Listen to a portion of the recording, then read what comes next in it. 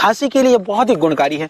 जैसे ये पका हुआ अमरूद है, ये थोड़ा कम पका हुआ है, तो ये जो थोड़ा कम पका हुआ आधा पका अमरूद है, इसको बीच में से टुकड़े कर लें। टुकड़े कर करके इसमें थोड़ा सा नमक भर दें, सेंधा नमक, थोड़ा सा नमक डालें, डाल करके इसको आग में भून दें। तो यदि हम आग में इसको भून देते हैं तो ये पक जाता है। वो अमरूद को यदि आप चबा चबा करके खाएंगे, यानी बीज को बिना चबा बाकी अमरूद को चबा करके, तो आप देखेंगे कितनी भी पुरानी खांसी हो, खांसी के लिए बहुत ही गुणकारी है। और भून करके खाया हुआ अमरूद, जिसको भूख नहीं लगती हो, जिसका लीवर डैमेज हो, उसके लिए भी बहुत ही लाभकारी है। और प्रायः गांव देहात में इस प्रयोग को आज भी करते हैं। तो अमरूद को, कच्चे अमरूद को भून करके और उस अमरूद को नमक डाल करके खाने से खांसी के लिए बहुत ही लाभकारी है। तो जिनको भूख नहीं लगती हो, जिनको खांसी की परेशानी हो, तो खांसी के लिए यह बहुत ही गुणकारी है अमरूद को भून करके खाना।